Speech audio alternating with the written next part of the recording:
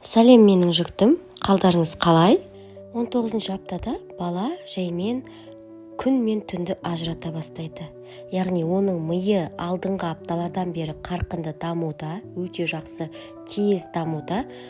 Сондықтан осы аптадан бастап бала таңертең болғанын, түн болғанын, яғни сіз жарықты өшірген кезде, табиғи жарық өзі қосылған кезде бала іште жатып соны біле бастайды.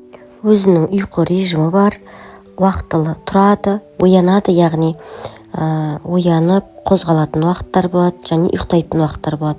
Бұл уақыт аралығында бала көп ұйықтайды. 39-40 аптаға дейін бала өте көп ұйықтайды.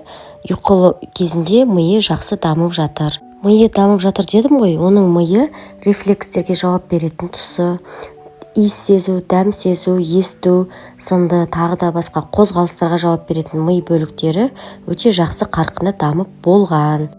Баланың дүниеге келіп өздігінен зәр шығару үшін де оның жаңағы қуық безі, қуық асты безі және де зәр шығару жолдары барлығы жақсы дамып қойған. Яғни сіздің балаңыз қазір зәр шығарады және үлкен дәретке отырады. Өзіне тән шлактарды шығарады, яғни ішек жолдары, 12 ішек жолы барлығы өз жұмысын жақсы қарқынды түрде жасап жатыр, дамып қойған. Алайда ішектің өзінің микрофлорасы бар, сонымен де жұмыс жасалынып жатыр. Яғни Аллах-тағаланың қалауымен осы ағзаларда қазір қарқынды даму жүріп жатыр. Енді ананың жағдайына келсек, алдыңғы апталарда айттым, бел ауырсынуы мүмкін, жаттығулар жасаңыздар деп айтып едім, және витаминдер қабылдау жайлы да көбірек барлық апталарда айтып жүреміз. Енді осы 19 аптада бастап ентігу байқалуы мүмкін, жиі шөлдеу, изжога дейді, қыжыл пайда болуы мүмкін кейбір аналарда. Бұл да нормаға жатады, себебі бізде құрсақ өскен сайын асқазанымыз тарыла бастайды, ішегіміз жоғары көтеріліп, асқазанымыз сығылысып, бір-бірімен ішкі ағзаларымыз. Сондықтан да ас қорыту жағы кішкене қиындау болады анаға. Сол үшін де майлы тамақтарды азайтыңыз, және егерде қыжыл көп мазаласа, онда айран немесе боржоми дейді ғой, боржоми, сарыағаш суларын ішсеңіз болады. Тағы да айтамын, кейбір аналарда барлығында бірдей емес, кейбір аналарда зәр шығару жолымен проблемалар болады. Цистит болуы мүмкін, жиі туалетке бару, кішкене тамшы үшін қайта әжетханаға жүгіру, осындай проблемалар болуы мүмкін. Егерде сіздердің әжетханаларыңыз далада болса, онда биотуалет алып бөлмеңізге қойып қойсаңыз болады. Себебі қайта далаға шығып суықтап қалуыңыз мүмкін. Өзіңізге барлық ыңғайлы жағдаятты жасап алыңыз. Сізді цистит мазалап жатса, онда мен сізге кеңес беретінім, канифрон дәрісі бар, бүйрекке арналған.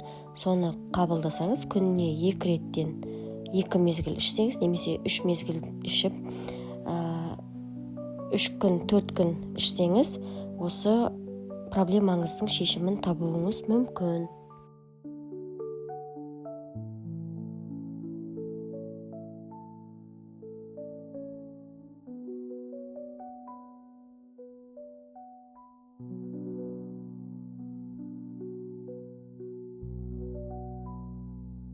Тағы да бір келеңсіздік бар бұл апталықтарда.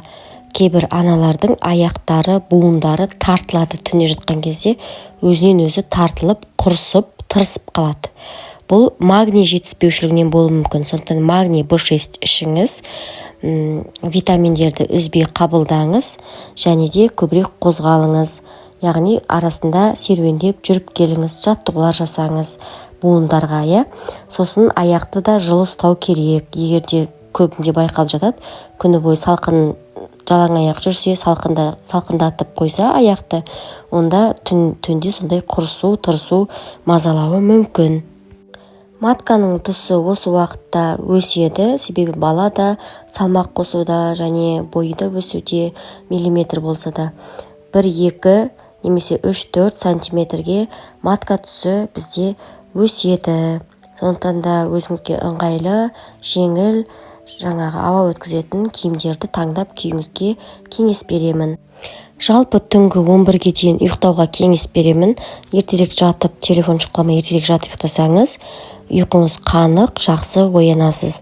Ұйқы қанбау, жаңағы дұрыс гормондардың бөлінбеуі сіздің балаңызға зиян. Яғни түнімен телефон шұқылап, таңертең оны жаңағы қанбаған ұйқыны қандырып аламын, 11-12-ге ұйықтаймын десеңіз, қателесесіз. Себебі сізге қажетті гормонды өткізіп алғандықтан, ол ұйықтау сізге де балаңызға да ешқандай пайда әкелмейді. Сондықтан да ұйқыны дұрыстаңыз, күнде жылы су ішіңіз, 1-1,5 литр жылы су ішу керек. Және дәрігеріңізге қаралып, кезекті анализдер, талдамаларды жаңағыдай тапсырыңыз. Осы апталықта бала май қабатын түзіп жатқандықтан, яғни бұрынғыдай тамыры қатты көрініп, терісі өте жұқа болмайды.